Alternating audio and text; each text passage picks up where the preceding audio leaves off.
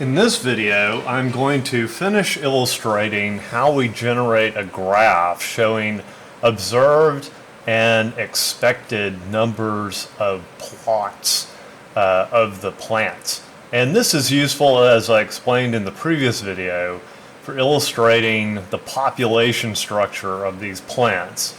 So what we already saw is we had taken samples of two different species of plants by just making 10 different plots randomly. And as you can see, what we're doing is we're actually generating a graph for species 2 over here. So in the previous video clip, we saw that these counts of plants are fairly evenly distributed. And then we're like, well, how do you show that statistically, or scientifically, I suppose you could even say. So we have a couple of ways. One way is to generate a descriptive statistic, which is this coefficient of variation here, and coefficient of dispersion, I'm sorry, which is the ratio of the variance to the mean. So the mean number of plants is 4.7 per sample. The variance is really low. Now, if these were randomly distributed, these would be closer to one another. So you can see that the coefficient of dispersion is about half of that. All right, so the previous film had cut off when we were finding these probabilities over here. So what these probabilities are, they're the probabilities of getting, a certain number of plots that have, or the probability of getting plots that have a certain number of plants in them, I guess is a way to say it. Okay, so we were looking these up in the using the Poisson calculator. So let's see how we do that. All right, what we do is we put our average rate of success. So what this is the average number of plants that we expect to be in a plot. All right, so we're expecting 4.7 plants to be in each plot. So out of, how often are we going to get no plants? All right, well, let's see. It's not 0. All right, so we're going to get no plants instead of 4.7. All right, this is the probability of getting exactly that amount. So what we do is we copy that, Control copy, and we add that over here into the probability cell. So what that is, that's for the probability of 0 plants. Okay. The probability of 0 plants. How many plots would you expect? So if we have 10 plots total, we take that probability, multiply it by 10, and that gives us the expected number of plots. So each plot has this chance of having no plants in it. Okay, so then we do that. We do the same thing with these other numbers of plants. So for example, to get the next one, 1 there, we go back over here. We just change our random variable to 1, all right? And again, the way you read this is if the average rate of success is 4.7 plants, what is the probability of getting a plot with only 1 plant in it? Okay, so here's the probability of getting a plot with only 1 plant in it. And then we paste that here. We then keep doing that for each one of these numbers we see over here. And then notice even though there's no 0 over here and there's no 8 over here, those are still possibilities. So you can get, it is possible to get those sorts of things. So I've added those to this list as well. All right. And then for the last thing that I put here, 8, even though we don't have any with 8, it's still possible. I did 8 or greater to get that number. All right. Now notice what happens once we have completed this process. The probabilities add up to 1. That's the area underneath the curve of the Poisson distribution. And then again, if you multiply that by the number of plots we have, notice that this is equal to 10, which is the same as the observed number. So the expected numbers and the observed numbers are the same here at the very end. Okay, so how do you illustrate this graphically? All right. Let's see what we were trying to do here.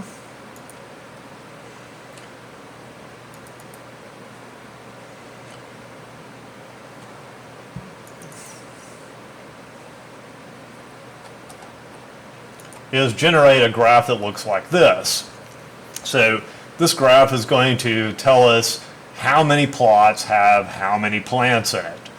All right? Plants, this is the independent variable. So the number of plots that will have a certain number of plants will depend on the number of plants we're interested in. Okay? So for example, remember the average is about 4. So usually we're going to be getting plants that are like, or we're going to have plots that have 4 or 5 plants in it. And you can see those have the highest values here. All right? And that tells us, if you kind of look over, you get more of those plots than you do of any of these other combinations. Okay, so how did I get this graph? Well, the way I generated that is I took the values here, and I left 0 out and 8 out just because it makes it a little easier to read. Actually, okay, you don't choose the column here with number of plants in it. Instead, you have to choose the observed and expected values, all right? And I'd only use 1 through 7 for this. I didn't use 0 or 8, like I said. Okay, so you hit Control Copy, you open up Past, all right? Now I'm going to attempt to magnify this. All right, let's see here. Okay, and now I'm going to enter the data into these two columns by holding Control and hitting V. All right, now I need some names for the columns, so we're going to add that. This was the observed values. And what was observed? What was observed was the number of plots that had a certain number of plants, right? So just so happens that these wind up being the number of plants. Okay, over here we have the expected values. Okay. All right. So we're expecting 0.4275 plots to have a single plant. We're expecting 1 plot to have 2 plants, etc. Okay? All right, now to generate the graph then, you select these 2 columns, hold the Shift key. All right. Then we go to Plot, Graph, and then to get a bar graph, you just need to switch this to bar chart, like that. Okay. Only thing left to do is add the graph settings or add some column labels there. And we'll make a couple of changes here. I'm not going to work, you should, for your graph, you should change all this stuff to the things we were using before, just to make it look a little better. All right.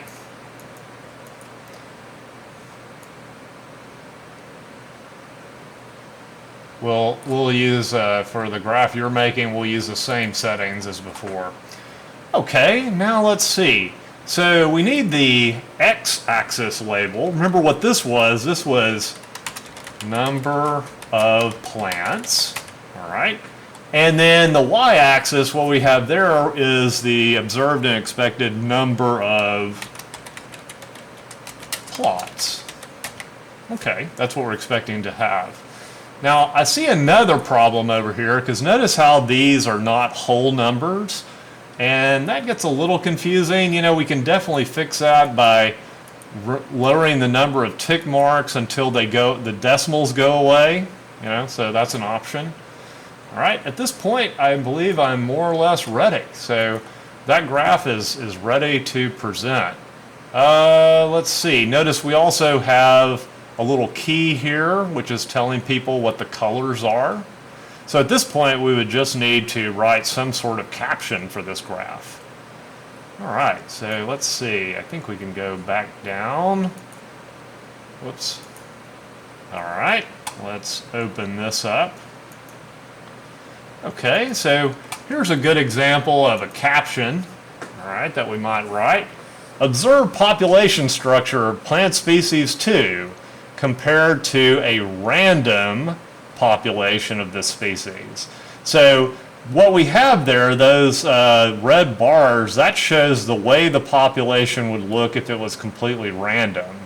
And as you can see, there's a fairly decent match to these. However, remember, these weren't exactly random. They were more evenly distributed, and that's why these two values here are substantially higher. So it's not an exact fit. Okay. Now it is possible to do an inferential test or generate an inferential statistic for this. To do that, we use something called the chi-square test. And we actually cover the chi-square test at the very end of this course. So you may or may not want to come back and look at this then at that time. I don't think I'm going to require you to do that. But briefly, I could show you how it's done, just in case you're interested. All right, so if we were going to do a chi-square test on this data, what it does is it sort of asks whether or not the observed and expected are different from one another. All right, so you'd have to, this is what's called a one-way test, and I don't normally use pass to do these. Hold on, let me just see if we can figure it out really quickly here. Right. So let's see. So this is a one-way test. Let me just see if we can do this. Chi-square. All right. I know you have to. Oh yeah, you hit sample versus expected, I think, to do that. Okay. So what we have here is an actual inferential statistic, and this statistic is essentially asking, do these things really differ from one another? So the expected here is what we expect if things are completely random. The observed is what we've observed. Now you may remember the coefficient of dispersion was about half, about 0.5. But the thing is, we don't have a really big sample size. And if you look, that's the chi-square statistic. Here we have a probability. This probability is actually way too high for us to reject the null hypothesis, which would be randomness. So even though it looks like they're evenly distributed, we don't really have enough data to prove that statistically. Let's just put it that way. Now as I said, I'm getting way ahead of myself. At this stage of the game, I'm happy if you're just able to find the probabilities using the Poisson distribution and generate a graph like we just generated. Okay, and with that, we will stop this video.